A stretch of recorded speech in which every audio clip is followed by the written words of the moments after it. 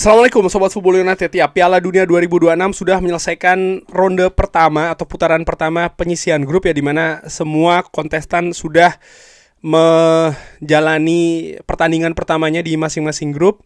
Dan ya, gue ingin bahas secara keseluruhan ya, review terkait dengan Piala Dunia 2026 ini. Menurut gue ingin mulai dulu dari pembukaan ya, dari opening. Gak tahu sih, gue agak sedikit skeptis mungkin ya dari awal pun, dari bagaimana ada banyak kontroversi, ada banyak situasi antara ya politik yang terlalu kental dalam pelaksanaan Piala Dunia kali ini, hingar-bingar juga yang menurut gue kurang.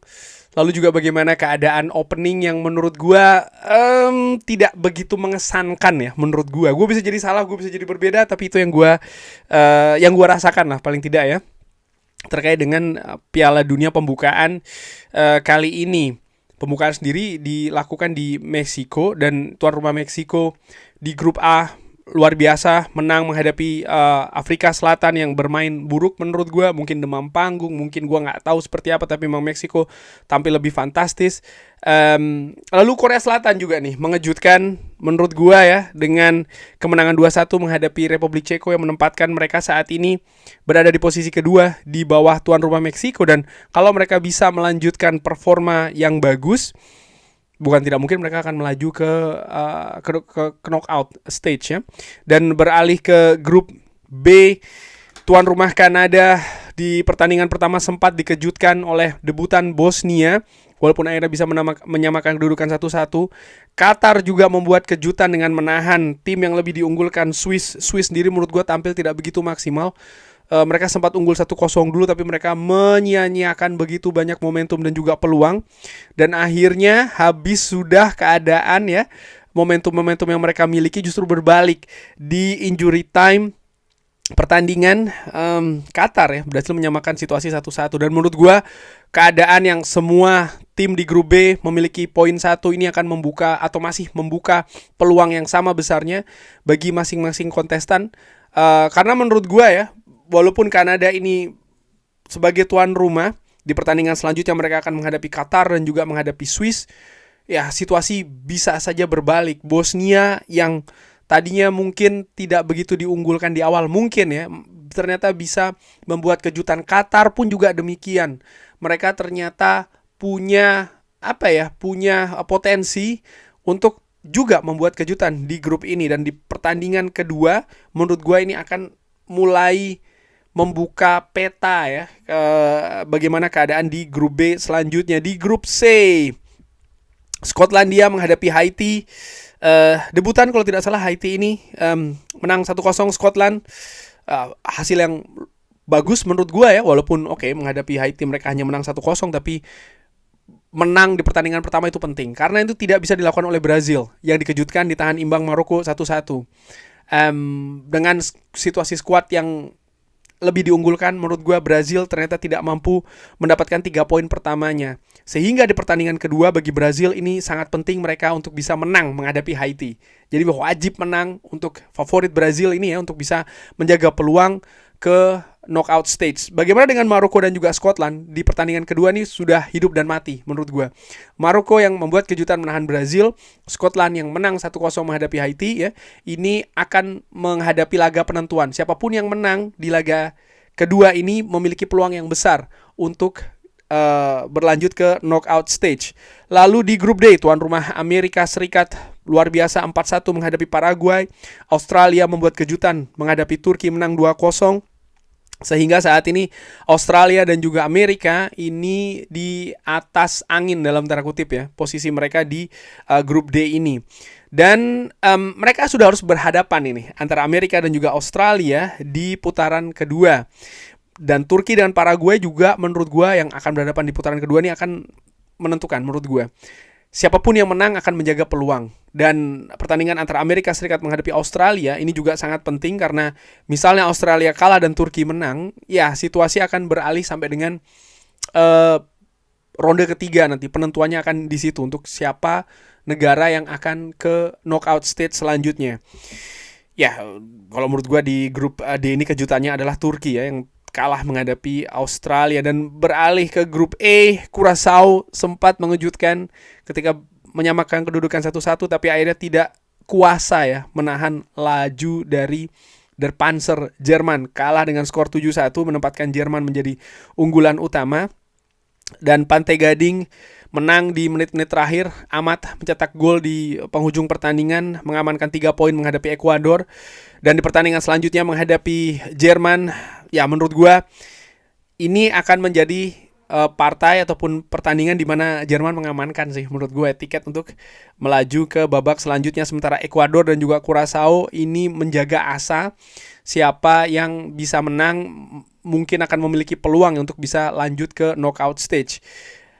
Curaçao ya, gua di sini ada banyak sekali keturunan dari Curaçao ya di sini. Mereka sangat excited menyaksikan Curaçao, dan apakah Curaçao akan membuat kejutan menghadapi Ekuador, ini menarik untuk disaksikan. Tapi yang jelas karakter ya, ini setelah mereka kalah 7-1, kalah telak, bagaimana apakah mereka bisa bangkit dari kekalahan telak ini, sementara Ekuador pun juga demikian, apakah mereka juga bisa bangkit dari kekalahan pertamanya.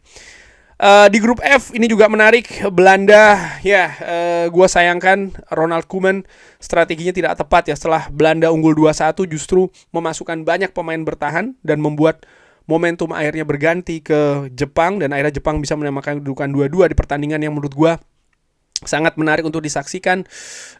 Ada jual beli serangan, keadaan possession yang sedikit lebih dikuasai oleh Belanda, tapi tidak berakhir dengan sebuah kemenangan ataupun sebuah kekalahan. Dan ini juga menunjukkan bagaimana kualitas dari kedua negara ini, Belanda maupun Jepang, terutama di grup F ini, merupakan dua kekuatan yang patut sangat diperhitungkan. Sementara Swedia menghancurkan Tunisia 5-1 dan bahkan mendepak pelatih ya dari Tunisia, Sabri Lamouchi, menjadi pelatih pertama yang dipecat di turnamen ini.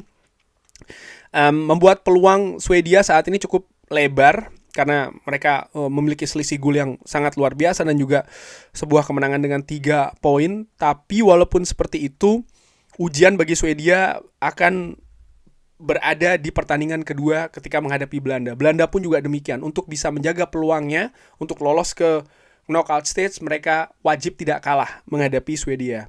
Sementara Tunisia menurut gue ya, Jepang lebih diunggulkan di pertandingan kedua.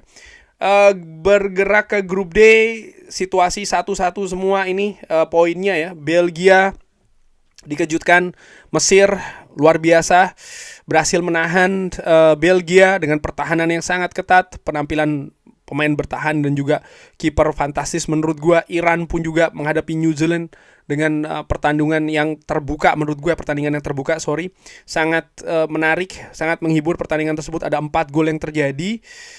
Ya, dengan situasi semua negara berbagi poin, persaingan masih sangat terbuka. Kejutan masih sangat mungkin bisa terjadi, terutama untuk Belgia. Ini harus diwaspadai Belgia. Ternyata apa mungkin mereka demam panggung ya di pertandingan pertama.